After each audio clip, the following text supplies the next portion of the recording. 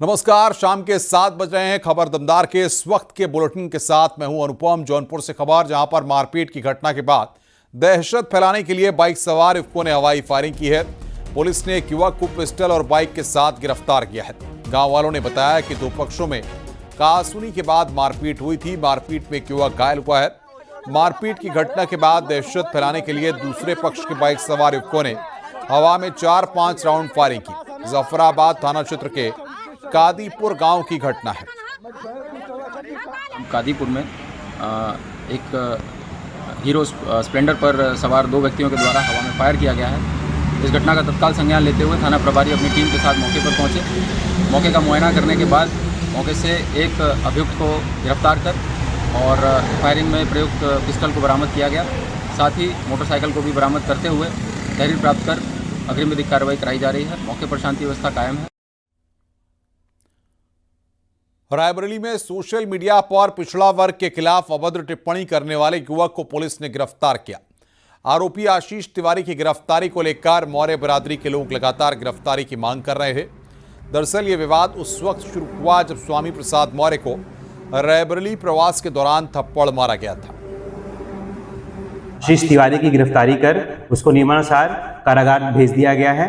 साथ ही यह भी अवगत कराना है कि कुछ जो है व्यक्तियों के द्वारा सोशल मीडिया पर भड़काऊ पोस्ट किसी विशेष जाति को लेकर किया गया था, जिसके उपरांत थाना कोतवाली नगर में मुकदमा अपराध संख्या 387/25 जो है पंजीकृत किया गया था, जिसमें विनोद कुमार मौर्य एवं अन्य के विरुद्ध यह मुकदमा पंजीकृत किया गया था, जिसमें कई लोगों को चिन्हित कर लिया गया है एवं उनकी गिरफ्तारी का प्रयास किया जा रहा है।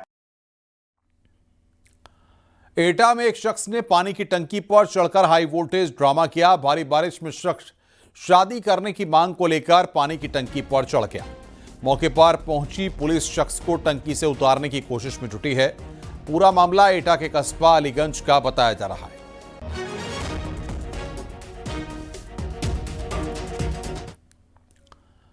बदायूं में आकाशीय बिजली गिरने से नानी और नाती गंभीर रूप से झुलस गए, जिन्हें आनन फानन में अस्पताल में भर्ती कराया गया। इलाज के दौरान 15 साल के नाती की मौत हो गई, जबकि नानी का इलाज जारी है। पूरा मामला बदायूं के अलापुर क्षेत्र के हयात नगर गांव का है, जहां दोनों पेड़ के नीचे बैठे थे। इस दौरान गरज चमक के साथ अचानक आकाशीय बिजली गिर गई, इसमें दोनों बुरी तरह झुलस गए थे।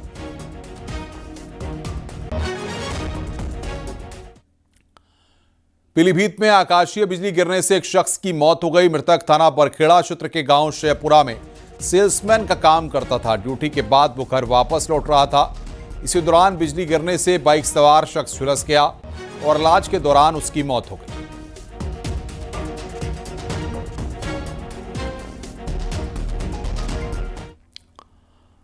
बस्ती में किसान डिग्री कॉलेज में आकाशीय बिजली गिरी। बिजली गिरने का वीडियो सामने आया है। बारिश में खेल रहे बच्चे आकाशीय बिजली से बाल बाल बच गए। बिजली गिरते ही मैदान में भगदड़ मच गई। खिलाड़ी भागकर सुरक्षित जगहों पर पहुंच गए।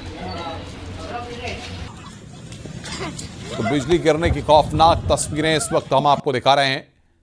मैदान में खेल रहे बच्चे बाल बाल बचे हैं।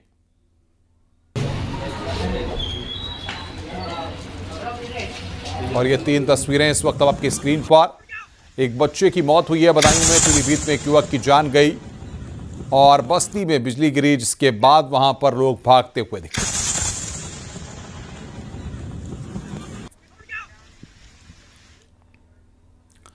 झांसी में मऊरानीपुर कोतवाली क्षेत्र में एक पति अपने विकलांग बच्चे के साथ कोतवाली पहुंचा, जहां पीड़ित पति ने अपनी फरार पत्नी को खोजने के लिए पुलिस से मदद की गुहार लगाई। पीड़ित पति ने आरोप लगाया कि उसकी पत्नी और उसके दोस्त का प्रेम प्रसंग चल रहा था।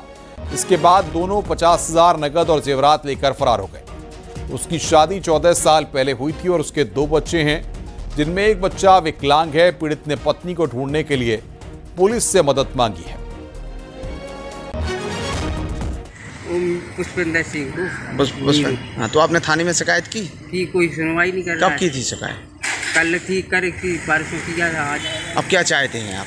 हम यही चाहते हैं कि कार्रवाई हुए।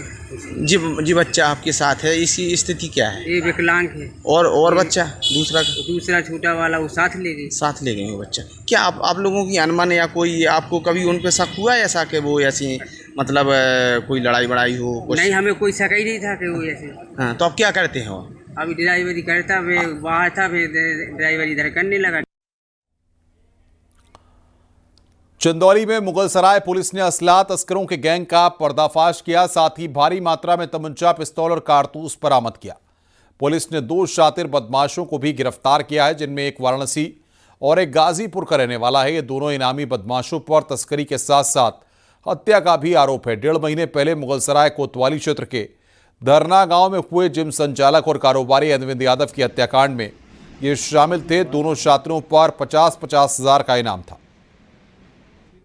की जब चेकिंग की गई तो जानकारी मिली कि इनके पास से भारी मात्रा में असला बरामद हुए हैं।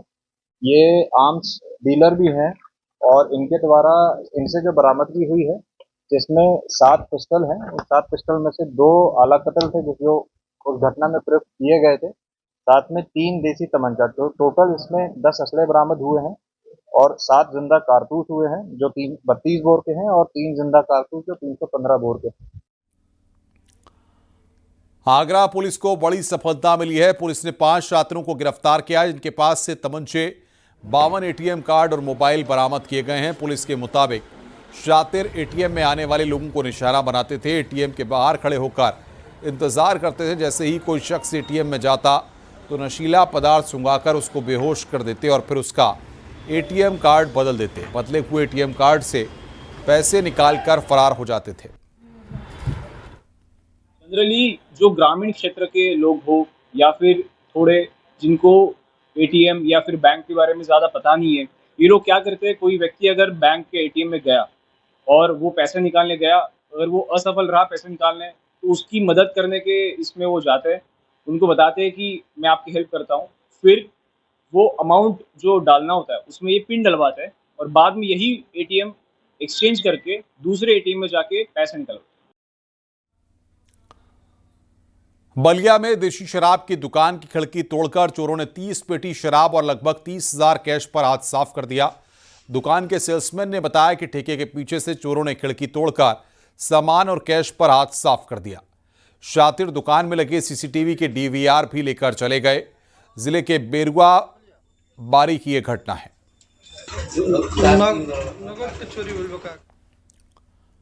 जौनपुर के खुटहन में मोबाइल की दुकान में हुई चोरी का पुलिस ने खुलासा किया है। पुलिस ने 6 छात्रों को गिरफ्तार कर जेल भेज दिया, साथ ही चोरी का सामान भी बरामद किया है। कब्जे से चोरी के 10 मोबाइल, कैश, चोरी के उपकरण और 2 बाइक बरामद की हैं। घटना 22 अगस्त की है, जहां मोबाइल की दुकान में चोरी हुई थी। तो की आज गिरफ्तारी हुई है, जिसमें सबसे प्रमुख है जो मास्टरमाइंड है सचिन सिंह, उसकी गिरफ्तारी हुई है। यह रहने वाला खुटहन का ही है। इसके अलावा आकाश यादव है जो सरपता का रहने वाला है, आयुष गौतम ये भी सरपता का है, और 3 अभियुक्त हैं जिन्होंने चोरी की मोबाइल खरीदी थी। ये आजमगढ़ के हैं, रूपनारायण सरोज, संदीप और विकास। इनके पास से लगभग 10 पीस मोबाइल और जो घटना में कार्य करने के लिए इन्होंने लोहे की रेती, छेनी इसका प्रयोग किया था, वो भी बरामद हुई है। खबर आगरा से है। नकली दवाओं को लेकर बड़ा खुलासा हुआ है। मेडिकल स्टोर पर छापेमारी में यह खुलासा हुआ है। हिमा मेडिकल और बंसल मेडिकल ने बेची 100 करोड़ की नकली और अवैध दवाएं। हिमा मेडिकल से 60 करोड़ की दवाएं ड्रग विभाग ने सीज की हैं। 24 अलग अलग दवाओं के सैंपल भी जांच के लिए भेजे गए हैं।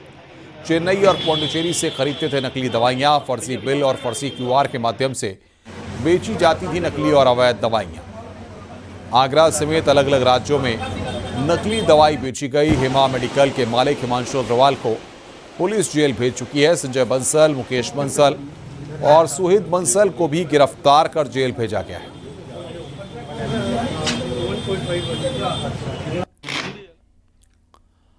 सुल्तानपुर रेलवे स्टेशन पर चलती ट्रेन पर चढ़ने के दौरान दर्दनाक हादसा हो गया, जिसमें एक शख्स का पैर फिसलने से पटरी और ट्रेन के बीच फंसकर मौत हो गई। जीआरपी पुलिस ने मौके पर पहुंचकर शव को पोस्टमार्टम के लिए भेजा है। वाराणसी से लखनऊ को जाने वाली शटल एक्सप्रेस ट्रेन रवाना होने के दौरान एक शख्स ने अपनी पत्नी और बेटी को ट्रेन पर चढ़ा दिया और खुद दौड़कर ट्रेन पर चढ़ते वक्त पैर फिसल गया और उनकी मौत हो गई।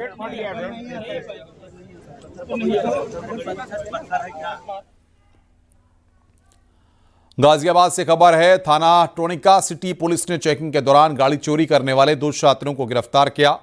पुलिस ने आरोपियों के कब्जे से और निशानदेही पर चोरी की गई 8 बाइक और एक ई-रिक्शा बरामद किया है। छात्र चुराई हुई गाड़ी को सुरक्षित स्थान पर छुपाकर बाद में दिल्ली में बेच दिया करते थे। इनसे जब और भी पूछताछ की गई तो इन्होंने बताया कि ये दिल्ली एनसीआर क्षेत्र से ऐसे वाहन चोरी की घटना को अंजाम देते हैं।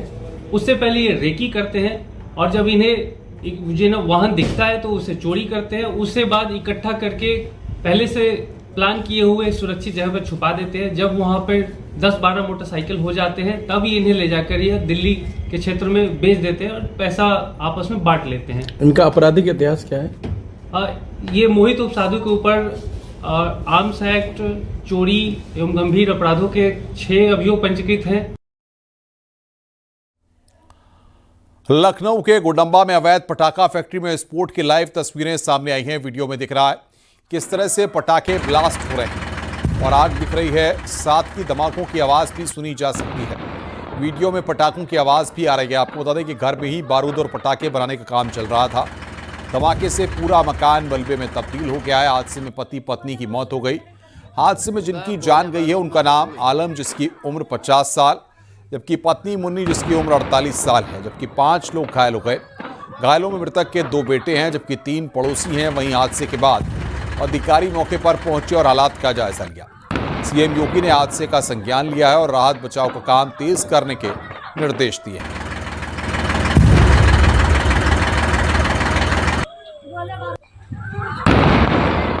ये 3 तस्वीरें इस वक्त हम आपकी स्क्रीन पर आपको दिखा रहे हैं। ब्लास्ट में 2 की मौत हुई है, 5 लोग घायल हुए हैं।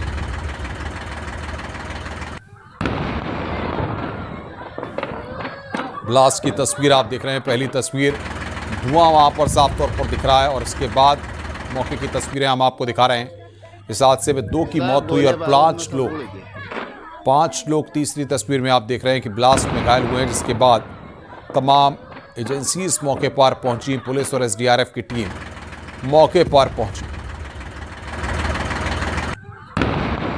करीब की बात है और जो है मैं लेटा था नहा के, बस मुझे कुछ पता ही नहीं चला, दीवार जो है पूरी मेरे ऊपर गिर पड़ी और मैं बेड के अंदर घुस गया।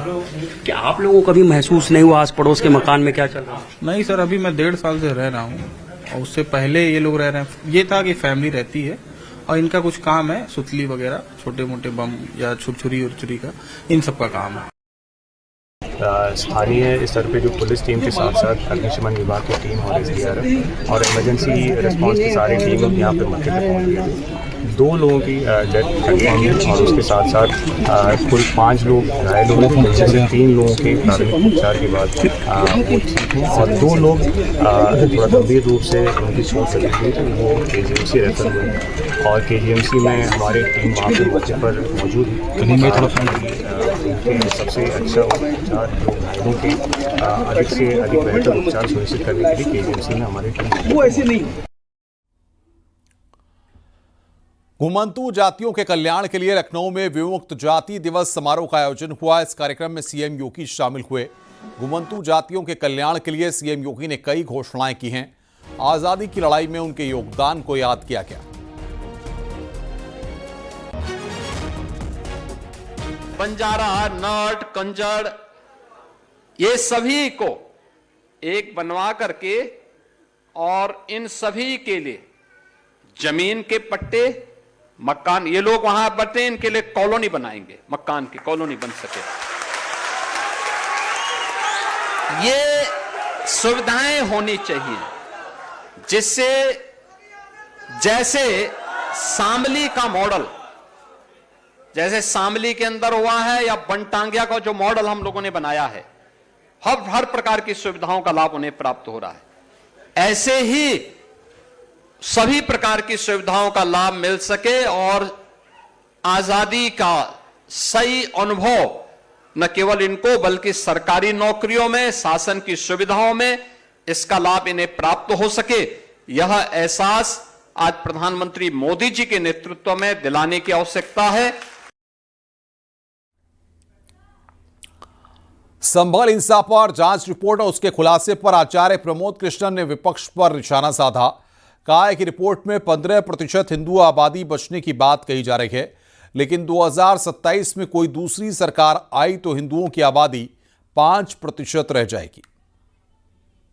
संभल में जो ये जिस तरह का ये जो अभी सर्वे और अभी जो रिपोर्ट्स आई है, जो बताती है कि संभल में सिर्फ 15% हिंदू रह गए हैं, सिर्फ 15%। लेकिन वो जो 15% हैं, वो भी रात दिन भगवान से ये प्रार्थना करते हैं कि हे परमात्मा, 2027 में अगर सरकार बदल गई तो ये 5% भी नहीं रह पाएंगे। मिर्जापुर में हॉकी के जादूगर मेजर ध्यानचंद की जयंती के मौके पर 3 दिवसीय खेल प्रतियोगिता हुई। प्रतियोगिता के समापन पर साइकिल रैली प्रतियोगिता का आयोजन किया गया। केंद्रीय राज्य मंत्री अनुप्रिया पटेल ने अपने संबोधन के दौरान कहा कि पिछले 11 साल में मोदी सरकार ने देश में खेल और संस्कृति को बढ़ावा देने के लिए कई प्रभावी कदम उठाए। 29 अगस्त को हॉकी के जादूगर मेजर ध्यानचंद जी की जयंती राष्ट्रीय खेल दिवस के रूप में मनाई जाती है और उसी उपलक्ष्य में प्रधानमंत्री जी ने देश के लोगों को फिटनेस का मंत्र दिया है, लोगों को फिट रहने का आह्वान किया है। और संडे ऑन साइकिल ये एक विशेष पहल है जिसमें हर उम्र के लोगों को कहा गया है कि अपना संडे कम से कम साइकिल पर बिताएं, फिट रहें, क्योंकि फिजिकल एक्टिविटी, कोई ना कोई स्पोर्ट्स हमारे लिए शारीरिक और मानसिक रूप से स्वस्थ रहने के लिए बेहद ज़रूरी है। पीएम मोदी मां पर अभद्र टिप्पणी के विरोध में बीजेपी महिला मोर्चा ने प्रदर्शन किया। बड़ी तादाद में महिलाएं राजा मंडी इलाके में कांग्रेस कार्यालय पर प्रदर्शन करने जा रही थी, मगर पहले से तैनात पुलिस बल ने उन्हें रोक लिया। इस दौरान बीजेपी महिला मोर्चा की कार्यकर्ताओं और महिला पुलिसकर्मियों के बीच में नोकझोंक भी हुई। आज हम कांग्रेस कार्यालय पे जा रहे थे, उनको ये संदेश देने जा रहे हैं कि आपकी पार्टी के माध्यम से मातृशक्ति का जो अपमान हो रहा है, आप लोग भूल जाइए। ये कार्यालय तो क्या, आप लोगों को पैर रखने की भी यहाँ जगह नहीं मिलेगी। आप लोग इतना भूल जाइए कि आप लोग आने वाले समय में कोई भी चुनाव जीत पाएंगे। यदि आप राजनीति कर रहे हैं और इस प्रकार की राजनीति कर रहे हैं कि महिलाओं का अपमान कर रहे हैं और महिलाओं के अपमान के साथ साथ खुद ही चोरी करते हैं और चोरी किसी और पर लगाते हैं, इस प्रकार की यदि आप कृत्य करेंगे और हम बहनों का अपमान करेंगे तो भूल जाइए कि आप आने वाले समय में राजनीति में आएंगे, क्योंकि आधी आबादी है और आपको टिकने नहीं देंगे। अमेठी में जगह जगह बीजेपी नेताओं ने आज प्रधानमंत्री नरेंद्र मोदी के मन के उत्साह के साथ बात सुनी। कार्यक्रम में सैकड़ों की संख्या में बीजेपी नेता और कार्यकर्ता मौजूद रहे। इसके साथ जिले के अलग अलग इलाकों में भी बीजेपी नेताओं ने अपने कार्यालय और अपने आवास पर बैठकर पीएम के मन की बात को सुना। और आपने करके दिखाया है। नौजवानों की, महिलाओं की, ऐसे लोगों की क्या भागीदारी होगी, किस तरीके से राष्ट्र आगे बढ़ेगा। माननीय प्रधानमंत्री के उद्बोधन में ये सारी चीजें समायोजित रहती हैं और राष्ट्र निर्माण को, राष्ट्र को प्रगति की दिशा में ले जाने के लिए लगातार माननीय प्रधानमंत्री जी प्रत्येक महीने के अंतिम रविवार को ऐसे मन की बात का कार्यक्रम करते हैं, जिससे हम पूरे देश का नौजवान, पूरे देश का वृद्ध, किसान, मजदूर सब लाभान्वित होते हैं। तरह तरह की योजनाओं के विषय में जानकारी मिलती है और सरकार की उपलब्धियां, भारत के निर्माण में विभिन्न प्रदेशों में किस प्रकार से आत्मनिर्भर भारत में स्वदेशी योजनाओं के विषय में क्या योजनाएं चल रही, कैसे कार्यक्रम करना है, ये सारी चीजें मन की बात के कार्यक्रम में माननीय प्रधानमंत्री जी कहते हैं। फतेहपुर में किसान केशपाल सिंह हत्याकांड को लेकर सियासत तेज हो गई है। सपा सांसद नरेश उत्तम पटेल को पुलिस ने रास्ते में रोक दिया। काफी देर तक नोकझोंक हुई। उसके बाद नरेश उत्तम पटेल पीड़ित परिवार के घर पहुंचकर परिजनों से मिलकर सांत्वना दी, साथ ही इंसाफ दिलाने के लिए मामले को सदन में उठाने का आश्वासन दिया। वहीं बांदा के पूर्व सांसद बाल कुमार पटेल के काफिले को भी पुलिस ने रोका। इस दौरान सीओ का हाथ पकड़ने को लेकर माहौल गर्मा गया और कई कार्यकर्ताओं को हिरासत में ले लिया गया। दरअसल 27 अगस्त को धारदार हथियार से केशपाल सिंह की हत्या कर दी गई थी। मामले में रिटायर्ड सिपाही और एक किसान गंभीर रूप से घायल हुए थे। पुलिस मुख्य आरोपी श्याम पांडे को गिरफ्तार कर जेल भेज चुकी है।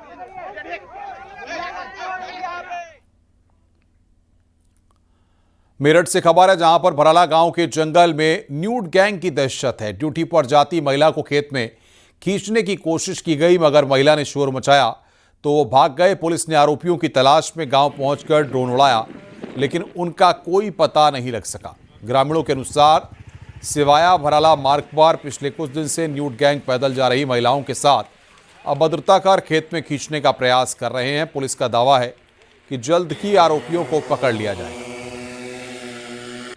एक व्यक्ति द्वारा उसे गन्ने खेत में खींचने का प्रयास हुआ। इस पर तत्काल पुलिस बल मय अधिकारी वहां पहुंचा और ड्रोन के सहायता से पूरे एरिया की कॉम्बिंग की गई। इसमें जो स्थानीय निवासी हैं और पुलिस बल हैं, दोनों ने मिलकर पूरे एरिया का कॉम्बिंग किया था और इसमें कोई संदिग्ध व्यक्ति वहां पर होना नहीं पाया गया। साथ ही में जो सड़क मार्ग पर पूर्व से तैनात सीसीटीवी कैमरा है उनको भी देखा गया है। फिलहाल उसमें ऐसी कोई घटना या व्यक्ति होना नहीं पाया गया है। एहतियात के तौर पर हमने वहां पर COLIU के नेतृत्व में 5 सादे वस्त्रों में महिला व पुलिसकर्मियों की टीमें तैनात की हैं, जो निरंतर उस एरिया का निगरानी कर रही हैं और साथ ही में गांव वालों से बात कर ऐसे घटना या संदिग्ध व्यक्ति की तलाश भी की जा रही है। हाथरस में पिकअप और कार की जोरदार टक्कर में 2 लोगों की मौत हो गई। हादसे में मरने वाले दोनों मृतक जीजा और साले बताए जा रहे हैं। कार में सवार तीसरा शख्स घायल हुआ है। हादसे में कार भी क्षतिग्रस्त हो गई। तीनों युवक हाथरस से सिकंदराबाद जा रहे थे। फिलहाल पुलिस ने मौके पर पहुंचकर शवों को पोस्टमार्टम के लिए भेज दिया है और घायल को अस्पताल में भर्ती कराया गया है।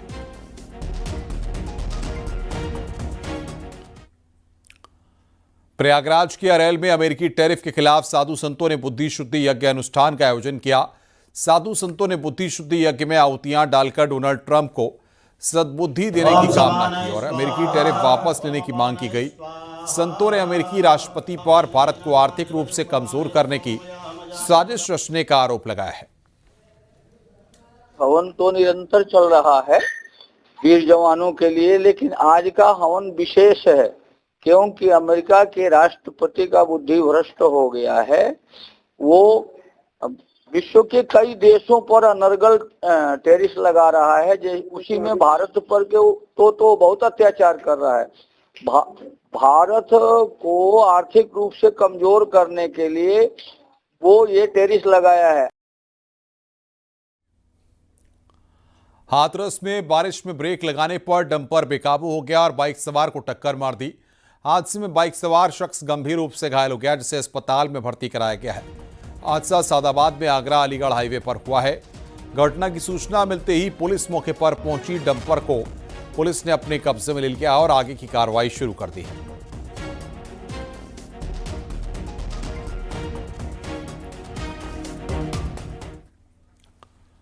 रुक रहे हैं यहां पर ब्रेक के लिए। खबरों का सिलसिला लगातार जारी है।